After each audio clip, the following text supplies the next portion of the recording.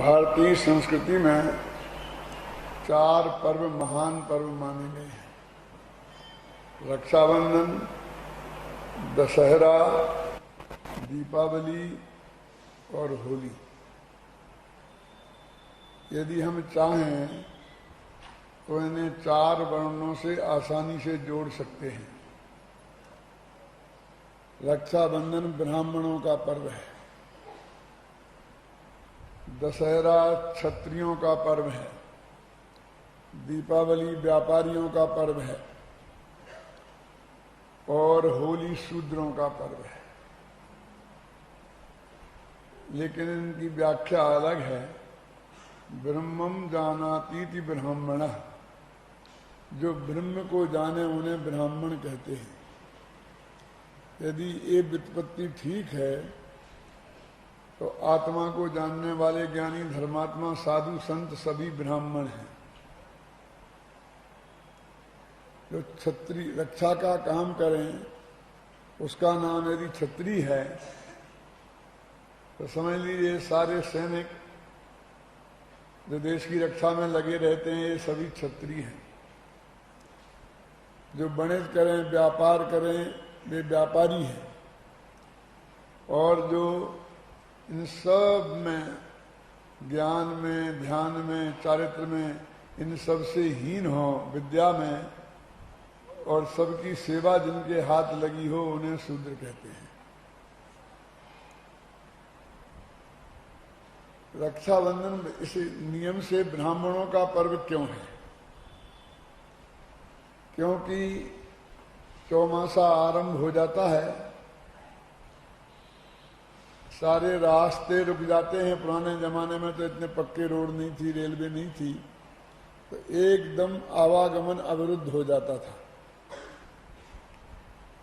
किसान लोग बरसात होने से खेत बो देते थे और अब फसल की प्रतीक्षा करते थे, उन्हें कोई खास काम नहीं रहता था। व्यापारी भी आवागमन अवरुद्ध हो जाने से और शादियां बंद हो जाने से उनका धंधा भी बहुत कम हो जाता था, तो वे भी फुर्सत में रहते थे। रास्ते अवरुद्ध होने से क्षत्रिय लोग भी लड़ाइयां नहीं लड़ सकते थे, तो सैनिकों को भी आराम मिल जाता था। ये तीनों को आराम मिलता था तो ब्राह्मणों का काम बढ़ जाता था। ब्राह्मण माने धर्मोपदेशक। साधु संत भी चौमासा करने लगते थे, एक जगह रहने लगते थे। और ज्ञानी विद्वान भी, उन्हें बहुत श्रोता मिलते थे क्योंकि सभी खाली हैं। तो 4 महीना चौमासे का काल एक तरह से बिल्कुल धर्म का काल था। सबकी दुकानें बंद होती थी तो पंडितों की दुकानें खुल जाती थी। सबकी दुकानें खुलती हैं तो पंडितों की दुकानें बंद हो जाती हैं। इसलिए रक्षाबंधन ब्राह्मणों का पर्व है, माने आत्मज्ञानियों का पर्व है, धर्मोपदेशकों का पर्व है। इस 4 पर्वों में से जैनियों ने 2 पर्व अपनाए और 2 की छुट्टी कर दी। रक्षाबंधन और दीपावली को तो अपना लिया, लेकिन दशहरा और होली को नहीं माना। ऐसा क्यों हुआ, इस पर हम गहराई से विचार करते हैं तो एक बात सामने आती है कि अहिंसा धर्म में आस्था रखने वाला ये जैन समुदाय हथियारों की पूजा कैसे कर सकता था? दशहरे के दिन क्या होता है? क्षत्रिय लोग अपने हथियार निकालते हैं, उनको धोते हैं, प्रयोग करते हैं कि कहीं जंग तो नहीं लग गई, काम के हैं कि नहीं है, जिसको उन्हें पूजा कहते हैं, हथियारों की पूजा करते हैं। तो अहिंसा प्रिय समाज को शस्त्र पूजा कभी पसंद नहीं आती और शस्त्रों का प्रदर्शन भी पसंद नहीं आता था। इसलिए इस हिंसा के सूचक पर्व को उन्होंने नहीं अपनाया। द्वेष का सूचक पर्व था ये। और होली राग का सूचक पर्व है, समझे ना? जब वीतरागी धर्म जिसमें राग की प्रधानता हो, ऐसे होली पर्व को कैसे स्वीकार कर सकता था?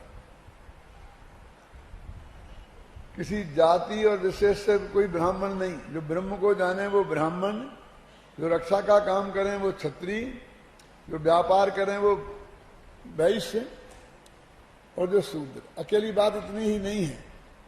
शूद्र मतलब होली माने क्या, कब आती है होली? बसंत ऋतु में, जब चारों ही समुदाय शूद्र बन जाए, उसका नाम है होली। मन की गंदगी बाहर निकलने लगे, सब में उन्मत्तता आ जाए, एक मजाक में ही सही एक दूसरे को गालियां बकलने लगे, कीचड़ उछालने लगे एक दूसरे पर। ये क्या है? क्यों कहते हैं ना, होली में बुढ़े भी जवान हो जाते हैं, सब लोगों के अंदर में भावनाएं विकृत हो जाती हैं और वो राग रंग में मस्त हो जाते हैं। हमारे शास्त्रों में वर्णन आता है, राजा ने बसंत उत्सव मनाया, समझे ना? तो ऐसा राग रंग का बरधर होली पर्व भी जैनियों को स्वीकार नहीं हुआ। रक्षाबंधन और दीपावली, ये दो पर्व के बारे में जैनियों ने माना, और उनके बारे में क्या माना है उसकी चर्चा अपन करेंगे। अभी रक्षाबंधन का प्रसंग है तो रक्षाबंधन की चर्चा करेंगे, और दीपावली पे यहां रहे तो दीपावली की बात दीपावली के दिन करेंगे। तो रक्षाबंधन के संदर्भ में चाहे जैन श्रमण संस्कृति हो चाहे वैष्णव, दोनों में अद्भुत समानता दिखाई देती है। वहां भी विष्णु भगवान है, अकंपन है, वहां भी बलि राजा है, वहां भी बलि राजा का वध करके और रक्षा का काम विष्णु भगवान ने किया था। विष्णु माने रक्षक होता है।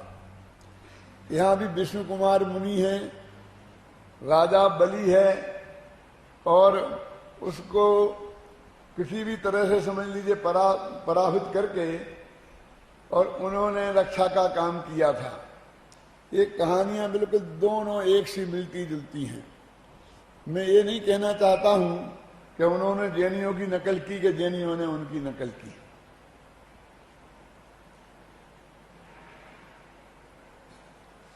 हो सकता है दोनों के यहां भी अपनी अपनी परंपराएं चलती नहीं हो, लेकिन इन दोनों में अद्भुत समानता है, ये बात पक्की और नक्की है। नाम भी बड़े विचित्र हैं। जो डिगे नहीं वे अकंपन, कांपे नहीं संकट के समय में। ऐसा नहीं लगता है कि ये नाम उन्हें बाद में दिया गया होगा, पहले उनका कुछ नाम अलग होगा। श्रुत सागर, श्रुत के सागर श्रुत सागर, और रक्षा करने वाले विष्णु कुमार, ये तीनों उपाधियां जैसी नहीं लगती हैं? क्यों? सार्थक नाम कहीं ऐसा ज्यादा देखने में आता है क्या? नामों के साथ तो उल्टा होता है। क्यों? जिनके घर में खाने को नहीं हो वे धनपाल होते हैं। कुरूप का नाम सुंदरी होता है।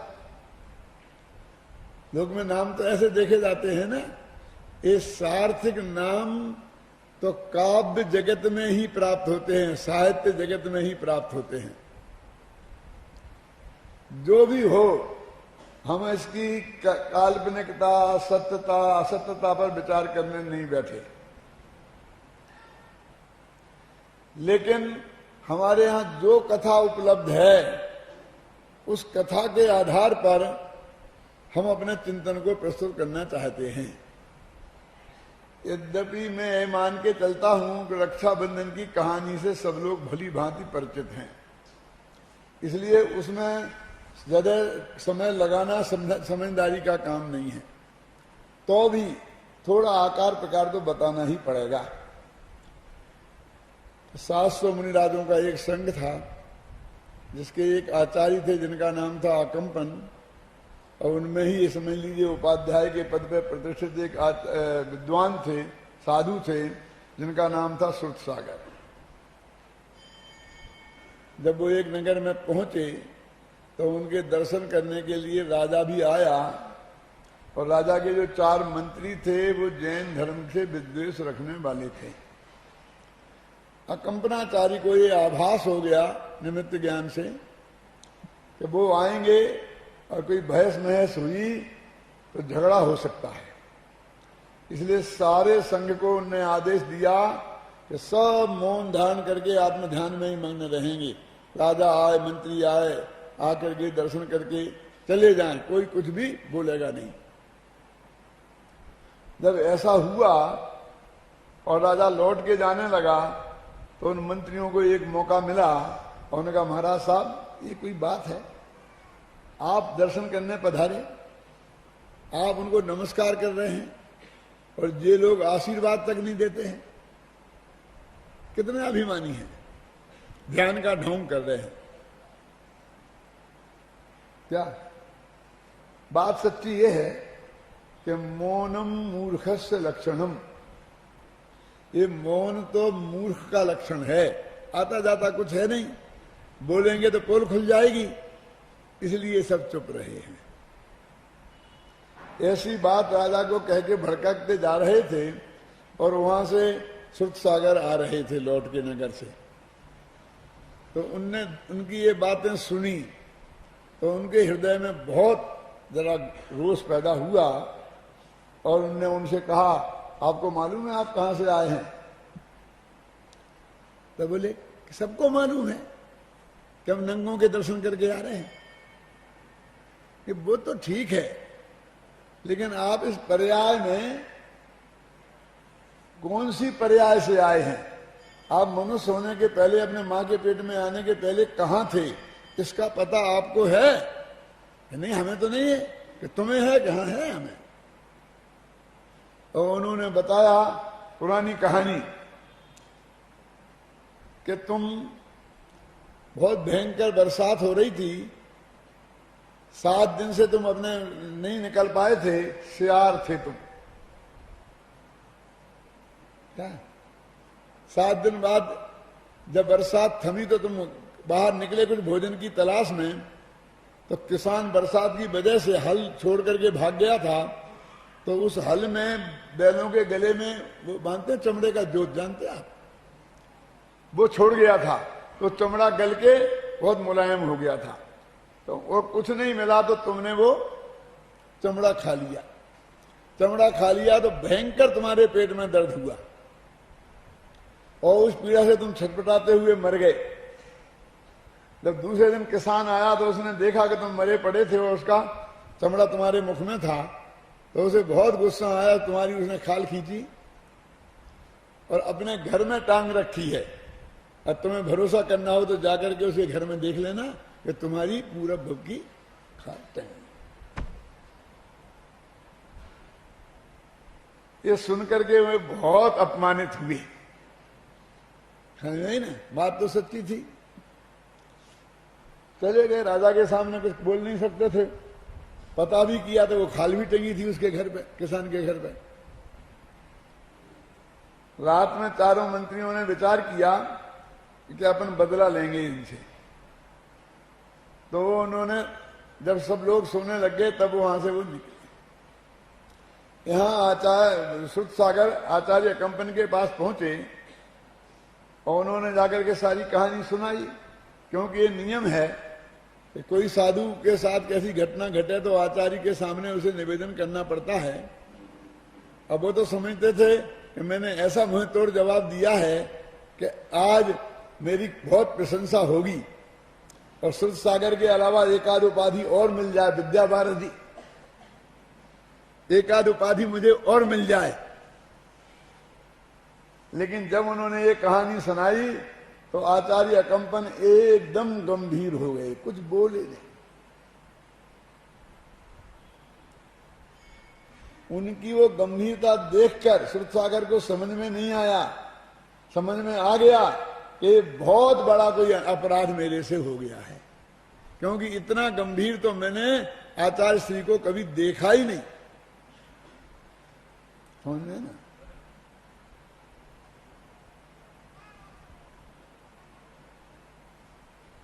तब उन्होंने कहा, आचार्य श्री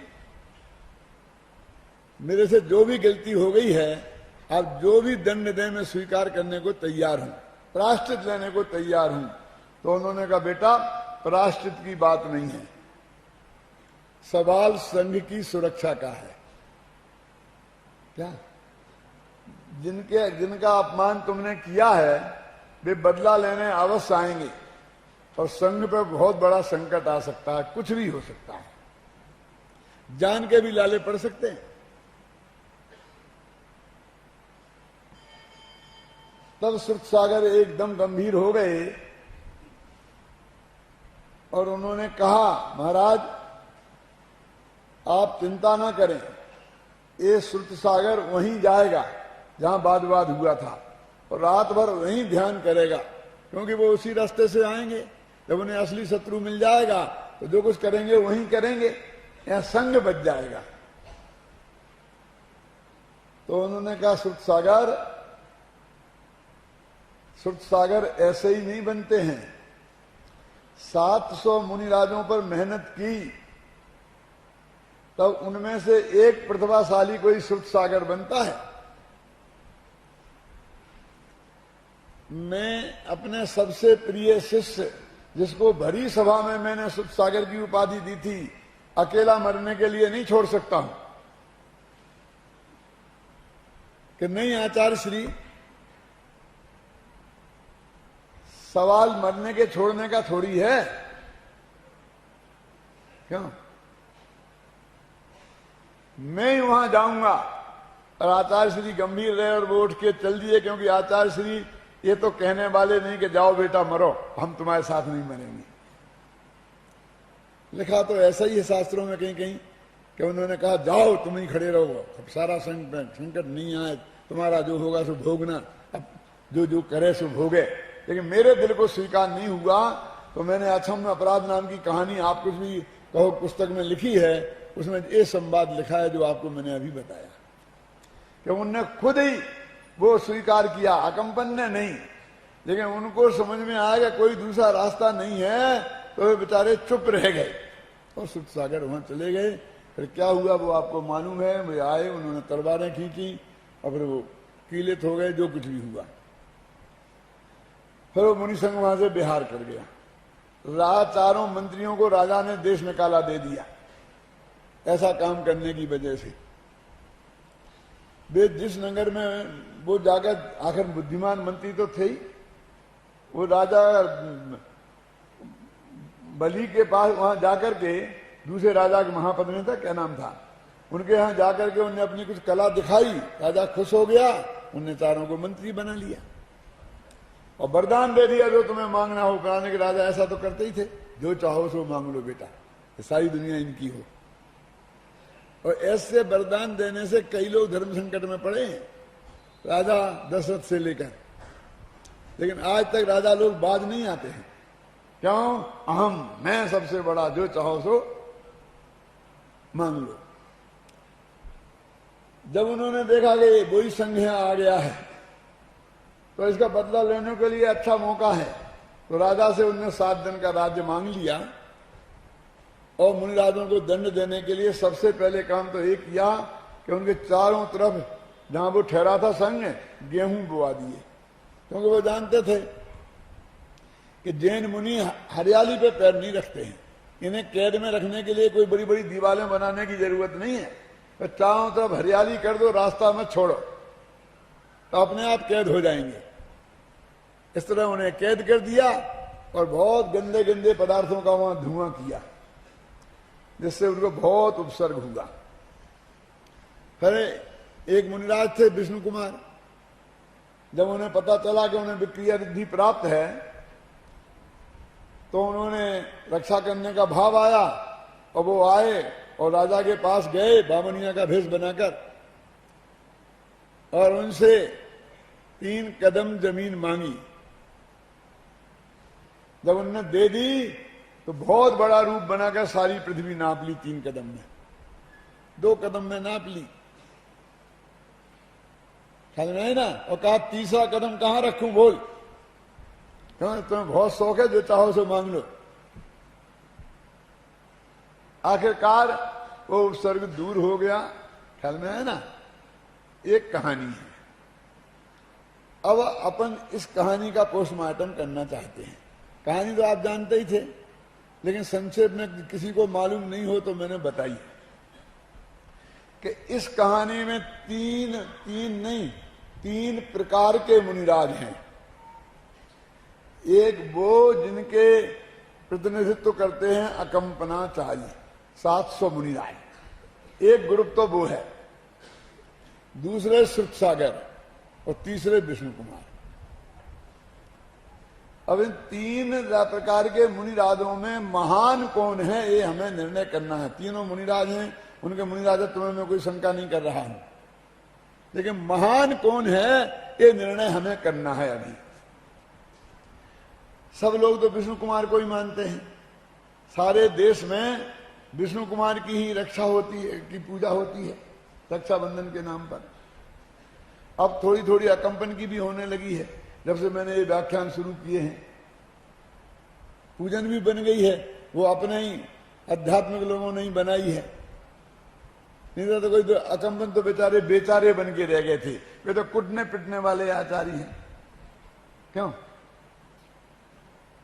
बेचारे अकंपन। विष्णु कुमार जिन्होंने बता दिया कि मैं भी कुछ नहीं, वो हमें सबसे महान दिखाई देते हैं, क्यों। और गांव गांव में व्याख्यान होते हैं, विष्णु कुमार ने मुनियों की रक्षा की थी। आज भी मुनियों पर बहुत बड़ा संकट है, इसलिए हम अपनी जान की बाजी लगा के मुनि पद भी छोड़ना पड़ेगा। एक भक्त चला जाएगा तो चला जाएगा, लेकिन हम मुनि धर्म की रक्षा करेंगे। खतरा किनसे है आप समझते हो? आप लोगों से, हम लोगों से खतरा है। यानी विष्णु कुमार, सबको विष्णु कुमार बनना पड़ेगा, ये संदेश दिया जाता है। मैं आपसे पूछता हूं कि मुनिराजों का सच्चा स्वरूप के हिसाब से सबसे वैसे भी अकंपन आचार्य थे, और ये दोनों मुनिराज थे, तो आचार्य तो वैसे ही बड़े होते हैं, वो भी हम भूल गए।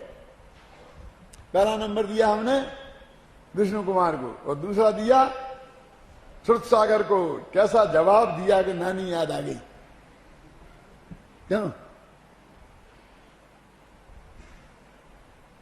यदि ये दो नहीं होते तो न मालूम 700 मुनिराजों का क्या होता।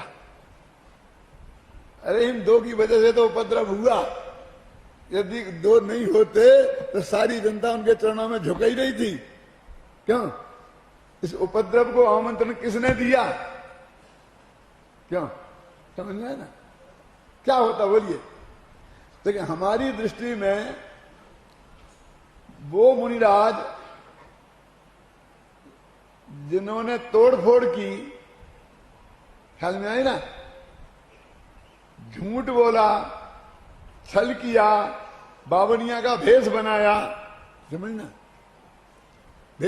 बावनिया का भेष बना करके भीख मांगी और बड़ा भेष बना करके लिया, वो सबसे महान दिख रहे हैं। क्यों? क्योंकि हमारी दृष्टि में यही महान कार्य हैं, तो समझना। मैं उन मुनिराजों की आलोचना नहीं कर रहा हूं, मैं अपने मन का चोर पकड़ने की कोशिश कर रहा हूं। क्यों? क्योंकि उन विष्णु कुमार मुनिराज ने तो वो मुनि पद छोड़ दिया था ये काम करने के पहले, तो उन्होंने मुनि धर्म को कहां बदनाम किया। वे जानते थे कि मुनि पद में ऐसे काम करना ठीक नहीं है, क्यों। उन्होंने मुनि पद छोड़ दिया ना, और फिर बामनिया का भेष बनाया। बामनिया माने ये भी प्रतीक है, सबसे छोटा आदमी, 52 अंगुल का। और सबसे छोटा कौन होता है? जो मांगे उसका नाम सबसे छोटा, क्यों। इससे बड़ा कोई नहीं है। उनके यहां एक दोहा आता है कि विष्णु भगवान को भी बामनिया बनना पड़ा मांगने के लिए, मैंने सबसे छोटा आदमी बनना पड़ा। कहां सबसे बड़े मुनिराज थे और सबसे छोटे, क्यों। तो उनने तो उसके बाद प्रायश्चित लिया, उनकी तो दीक्षा का छेद हो गया और द्वारा मुनि दीक्षा ली। दीक्षा छेद का मतलब समझते हैं आप? कि क्या है, फटाफट अपने छेद कर दिया तो द्वारा जाके फिर ले ली, मुनि के मुनि बन गए। क्यों? जाके अस्पताल में इलाज करा लिया, ऑपरेशन करा लिया, छोड़ छाड़ के फिर आगे फिर बन गए, बढ़िया। क्यों? आप जानते हैं उनकी सारी सीनियरिटी खत्म। सीनियरिटी का मतलब समझते हैं? एक मुनिराज ने आज दीक्षा ली और एक ने ली कल माने आने वाले कल, एक ने ली रविवार को, दूसरे ने ली सोमवार को। तो सोमवार को जिसने दीक्षा ली उसे रविवार को दीक्षा लेने वाले मुनिराज को नमस्कार करना पड़ेगा और वो उन्हें धर्म वृद्धि देंगे। अब ये 20 साल पुराने दीक्षित, सैकड़ों को इनने पढ़ाया लिखाया और कदाचित मान लो आचार्य हो तो दीक्षा भी दी हो। क्यों? अब दीक्षा छेद हो गई, द्वारा मुनि बने तो अपने ही उन शिष्यों को नमस्कार करना पड़ेगा और बे आशीर्वाद देंगे, धर्म वृद्धि रस्तु। समझे? ये कितना बड़ा दंड है, इससे बड़ा दंड कोई दुनिया में हो सकता है? क्यों? ये तुम्हें पढ़ाते हो रोजाना, तुम सबके चरण कमल छूते हैं और करें इनको, ये तुम्हारे अध्यात्मों को तुम्हारे चरण छूने पड़े। बोलो, आज का आदमी तो कहेगा मर जाऊंगा लेकिन मैं तो नहीं करूंगा ऐसा। लेकिन है, शास्त्र का नियम है। दीक्षा छेद का मतलब आप समझते हैं कितनी बड़ी सजा। आज तक का जो तुमने मुनि धर्म था वो सब गया। इतना बड़ा दंड जिनने स्वीकार किया, ख्याल में आई ना? अब उसके हम गीत गा रहे हैं। वे अपनी जिंदगी का सबसे अच्छा दिन मानते होंगे इसे कि सबसे बुरा दिन। किसी मुनिराज की दीक्षा का छेद हो जाना, क्यों? ये उसके लिए सबसे बुरा दिन है कि अच्छा दिन? और हम ये हैं कि हम उसी दिन को याद कर करके उनकी पूजा कर रहे। यदि उनने ऐसा नहीं किया होता तो शायद विष्णु कुमार की पूजा का कभी नंबर ही नहीं आता। क्या किया? क्यों? हमें रक्षा रक्षा रक्षा रक्षा दिखती है, लेकिन उन्होंने अपने पद से भ्रष्ट हुआ ये नहीं दिखता है। गंभीरता से सोचो। दूसरा नंबर अपने सुध सागर को दिया और उनका बचाव करते हैं हम बहुत। उन बेचारों को पता नहीं था आचार्य श्री की आज्ञा का कि उनने कहा था कि भाई यहां तो कोई बोलना मत, ध्यान में बैठे रहना। यदि पता होता तो वे बिल्कुल नहीं बोलते। बेचारों को पता नहीं था। मैं कहता हूं कि उन्हें ये पता नहीं था कि आचार्य श्री ने ऐसी आज्ञा दी है, लेकिन वे तो श्रुत के सागर थे। ये तो जानते थे ना कि चलते रहते हर किसी से, खासकर विरोधी से उलझना अच्छी बात नहीं है। तो इतनी भी नहीं जानते थे, इतना तो हम और आप भी जानते हैं। क्यों? क्या श्रुत के सागर को ये भी समझाना पड़ेगा? उन्होंने अपने विवेक से कोई अच्छा निर्णय किया था क्या? छोड़ो विवेक की बात, पता नहीं था। क्यों नहीं था पता? कि साहब एक उपस्थित नहीं थे जब उन्होंने बताई थी। क्यों नहीं थे उपस्थित? अनुपस्थित रहना ये तो कोई बहुत बढ़िया काम होगा। किन विद्यार्थियों के इस बात के लिए माफ किया जा सकता था कि कल हम मौजूद नहीं थे इसलिए हमें पता नहीं था कि क्या सूचनाएं दी गई। क्यों? इस वजह से कोई चीज माफ की जा सकती है कि की जानी चाहिए? पता नहीं होना भी तो अपराध है। ये क्यों नहीं थे उपस्थित वहां? जब सारा संघ उपस्थित था तो वे कहां गायब हो गए थे? क्यों? मेरे कहने का बचाव का कोई रास्ता नहीं है, लेकिन हम तो निकालते हैं। उपद्रव की जड़ तो उनने पैदा करी वहां से, लेकिन वे हमें महान दिखते हैं। और अकंपनाचारी बेचारे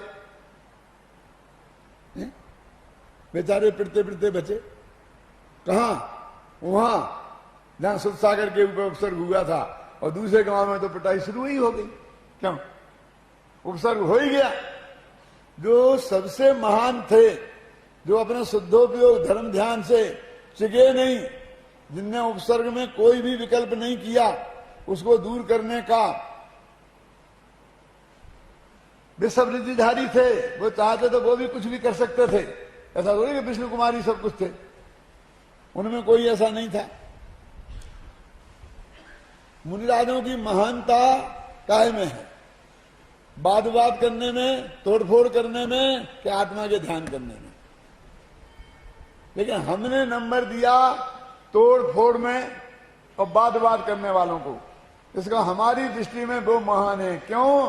क्योंकि हम उसी रुचि के हैं ना, हम उनकी आलोचना नहीं कर रहे हैं। विष्णु कुमार ने बेचारों की दीक्षा भंग हो गई और उन्हें द्वारा दीक्षा ली। सुरसागर ने प्रायश्चित लिया। समझ में आई ना? जिन कामों के लिए उन्हें प्रायश्चित दिया गया आचार्य द्वारा और दीक्षा छेद हुई, उन कामों के लिए हम उन्हें पुरस्कृत कर रहे हैं। उस वजह से हम उनकी पूजा कर रहे हैं। क्यों? हमारी वृत्ति देखो, क्या हम क्या है? ये सवाल उन पर नहीं है, सवाल अपनी ये समझ पर है। अपना समंत भद्राचार्य, अरे क्या समंत भद्राचार्य का क्या पता तुम्हें? ये ऐसा डंके की चोट बोलते थे, बादार्थी विचराम में हम जन्नर पते साद्रूढ़ विक्रीडतम, मैं शेर के समान भात के लिए विचरण करता हूं। ऐसे गजब के थे समंत भद्र महाराज, और उन्हें पिंडी तोड़ फोड़ कर दी थी। क्यों? मालूम है कहानी? वो क्यों नहीं मालूम होगी? क्यों? वो तो हमारी महिमा की कहानी है। उन्हें भस्मक व्याधि हो गई, इतनी जो भी खाए सो सब भस्म होने लग जाए, तो उन्होंने कहा मैं समाधि में ले लूंगा। आचार्य देव से कहा कि नहीं समंत भद्र, तुमसे बहुत काम होना है, तुम कुछ करो उपाय और बाद में दीक्षा लेना। उनकी भी दीक्षा छेद हो गई। और जाकर के एक शिवालय में प्रसाद चढ़ाया जाता था। क्यों? सुना क्या? नहीं सुना? तो वहां जाकर कहा तुम प्रसाद चढ़ाते हो और खुद खा जाते हो, भगवान को क्यों नहीं खिलाते? शिवपंडी को क्यों नहीं खिलाते? कोई खिला सकता क्या उन्हें? मैं खिला सकता, अंदर कबाड़ बंद करके खिलाऊंगा।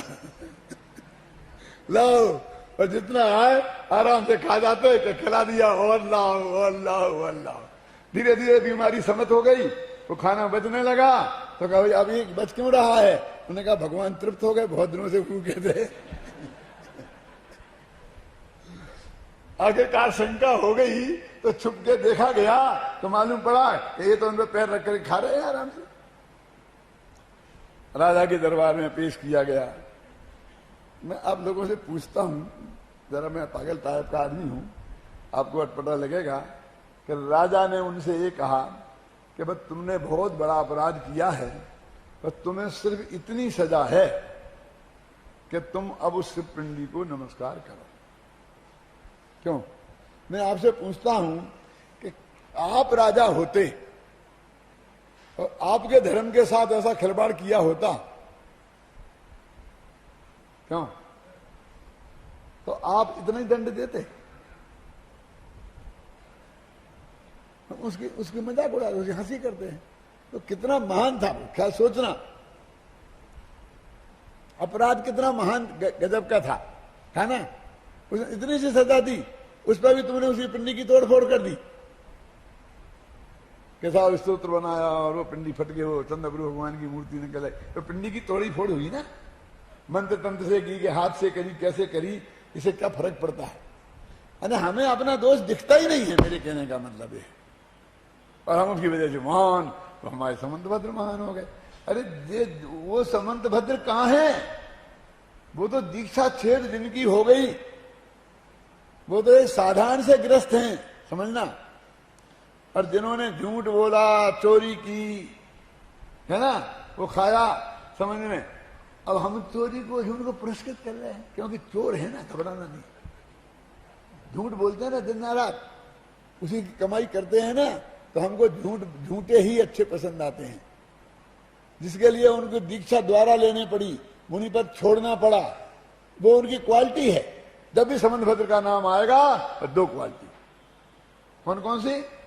पिंडी तोड़ दी, और दूसरी बाधा थी बचराम में हम नरपते साथ दूर, एक वो सुरसागर की और एक विष्णु कुमार की, दो ही क्वालिटी होगी ना।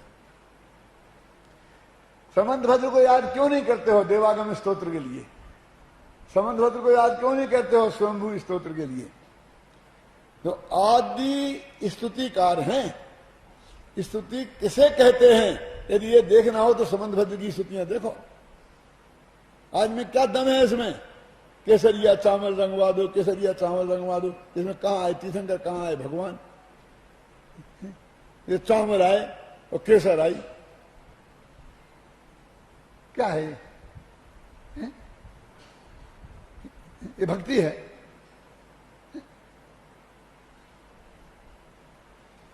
देवागम न भोयाने चामरादि विभूतिया माया विश्व विदेशंते नातस्तमसिनो महान। वो भक्ति तो वो है। क्यों? कथन चित्ते सदैवेष्टम कथनचित असदैव तत्। वो भक्ति है। सारा न्याय शास्त्र जिसके आधार पर खड़ा हो गया। भगवान के स्वरूप का प्रतिपादन, उनके सिद्धांतों का प्रतिपादन, भक्ति तो वो है। क्या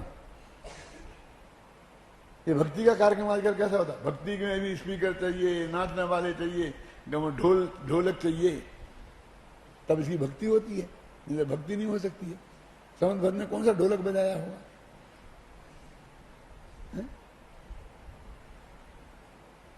सोचो आप। माने ये हमारे मन का पाप है कि हमको वो तोड़ फोड़ की प्रवृत्तियां, झूठ बोलने की प्रवृत्ति, चोरी की प्रवृत्ति, समझिए ना, अभक्ष भक्षण की प्रवृत्ति। अभक्ष भक्षण खाया ना, वो जेनी के घर से आया होगा, वो पकवान आता होगा, कैसा आया होगा? क्यों? समझे ना, उसको हम पुरस्कृत कर रहे। वो समंतभद्र की, हम समंतभद्र के भगत हैं। किस लिए? कि जिसने कहा नास्माकम परीक्षा प्रधाना नाम, हे भगवान महावीर, हम जैसे परीक्षा प्रधानी के लिए तुम ऐसे ही नमस्कार करने योग्य नहीं, पहले हम तुम्हारी भी जांच करेंगे तब तुम्हें नमस्कार करेंगे।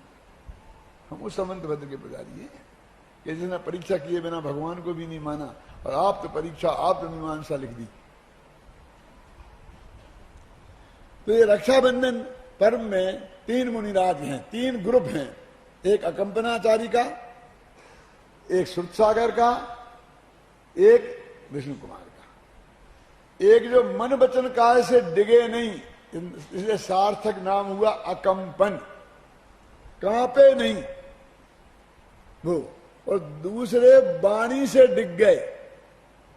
बात किया ना, मन से तो डिगे ही, वाणी से भी डिग गए, और तीसरे वाणी से भी डिग गए और काया से भी डिग गए। वो भी बावनिया का रूप बना लिया ना, कम से कम इन्हें भेष तो नहीं बदला था।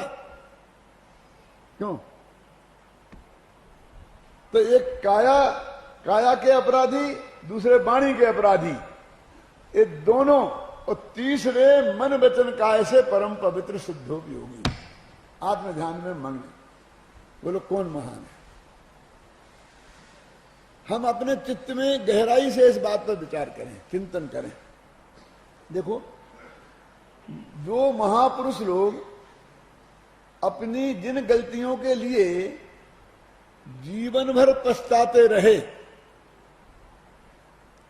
हम उन्हीं महापुरुषों की प्रशंसा उन्हीं गलतियों के कारण करते हैं। कैसी गजब की बात है। वो मेरा पश्चातापक नामक काव्य है ना, उसमें मैंने यही लिखा है कि रामचंद्र जी सीता के साथ जो उन्होंने व्यवहार किया, उसके लिए जीवन भर पछताते रहे। उसी काम के लिए हमने गजब का, देखो तो पत्नी तक को छोड़ दिया, जंगल में भिजवा दिया, बियाबान जंगल में। कोई शेर खा जाता तो उसकी परवाह नहीं करी। क्यों? और अग्नि परीक्षा के दिन आपने घर में नहीं घुसने दिया। जो वो उनके जीवन में बड़ी गलती हो गई, वो ये मान के पछता रहे हैं, हम उन्हीं की वजह से उन्हें महान। वो खुद कहते हैं, स्वजन को दे देने से दंड नहीं हो जाता कोई महान। स्वजन को दे देने से दंड नहीं हो जाता कोई महान। बस अपने को दंड अपराधी को देना चाहिए कि अपने को? देखो तो उसने अपने बेटे को फांसी पे चढ़ा दिया। बारे बार अपराधी को बोलो ना, अपराध किया उसने तो बेटे को कहां चढ़ाया? अपराधी को चढ़ाया है। सजा तो अपराधी को दी जाती है, ख्याल में है ना। लेकिन हमारी ऐसी वृत्ति हो गई है, हमारे आंख पकड़ ही नहीं रही है कि ये सब क्या करें। वो रामचंद्र जी खुद सोच रहे हैं क्या कि हम जंगल में गए थे, सीता को हम साथ में ले गए थे, एक सीता थी, हम दो दो थे धनुषधारी, तो उनकी रक्षा की जिम्मेवारी किसकी थी? रक्षा की जिम्मेवारी तो हम दोनों की थी ना, और हम कुछ नहीं कर पाए और रावण हर ले गया। तो अपनी जिम्मेदारी नहीं निभा पाई। यदि ये अपराध है कि सीता को रावण हर ले गया, उसमें सीता का क्या अपराध है? अपराध है तो उनका है, दंड उन्हें मिलना चाहिए। क्यों? दंड जानकी को देना, क्या यही न्याय हमारा है? फिर 6 महीने तक हम रावण के यहां से उनको छुड़ा नहीं पाए, तो इसमें सीता की क्या गलती है? कि वो 6 महीने तक वहां रही, 6 महीने तक वहां रही, तो 6 महीने तक वो अपनी दादी से रही क्या? पर पुरुष के घर 6 महीने तक रही, हम कैसे उसे माफ कर दें? अरे माफ कर दे, तुम 6 महीने तक नहीं छुड़ा पाए, तुम्हें कैसे माफ कर दें? तुम बात करो। क्यों? और उसकी गलती थी और तुम्हें जंगल में ही भेजना था, तो वहीं रहने देते ना आराम से। लाल काय पे छुड़ा करके अपनी नाक के पीछे। क्यों? जो होता हो जाता, मर जाती, जी जाती, जो कुछ भी होता हो जाता, और लाए और जंगल में शेर को खाने के लिए छोड़ दिया। और धोबी के कहने से सोचते ना, खुद ही वे कहते हैं मेरे से समझदार तो धोबी निकला। क्या साई दुनिया के कहने से उसने अपनी पत्नी को नहीं निकाला और बिना अभी परीक्षा के घर में रख लिया। क्यों? समझदारी किसने की? उसको गालियां दिए जा रहे, उसको गालियां दिए जा रहे हैं। सारा दोष धोबी का, सारा दोष धोबी का। मेरे कहने का अर्थ यह है कि हम शास्त्रों का मर्म सही तरीके से समझने की क्षमता हमें नहीं है। कहानी तो हमारे सामने है ना। मेरे कहने का अर्थ यह है कि अपन ने कहानी में तो कोई फेरफार नहीं किया है ना। कहानी तो वही की वही है ना। एक घटना तो अपने शास्त्र में यही आई है ना। हम तो जो घटना आई है उस पर प्रश्न चिन्ह कहां लगा रहे? हम तो ये कहते हैं कि उनमें कौन महान है।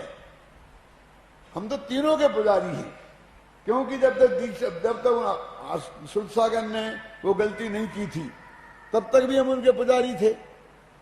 गलती करने के बाद प्रायश्चित ले लिया तब भी हम उनके पुजारी हैं, क्योंकि सच्चे गुरु तो थे ही ना वो। विष्णु कुमार ने जब तक बावनिया का भेष नहीं डाला था तब भी हम रोजाना उन्हें अर्घ चढ़ाते थे। पंच परमेष्ठी को अर्घ चढ़ाते हैं ना, देवसास गुरु की पूजन करते हैं ना, तब भी चढ़ाते थे। और बाद में द्वारा दीक्षा ले ली तब भी चढ़ाते हैं। वो बीच का पीरियड है, उस वक्त हम नहीं चढ़ाते। लेकिन तुम तो वही को याद करके चढ़ाते हो। क्यों? वही कैसी विचित्र बात है। रक्षा करने वाले महान हो गए, जिनकी रक्षा की वो छोटी हो गई। यही तो हुआ ना कि पारसनाथ की रक्षा किसने की? धैर्येन्द्र पद्मावती ने। क्यों? तो महान कौन? पारसनाथ का धैर्येन्द्र पद्मावती। क्यों? बताओ कि अब इसमें महानता किसकी है?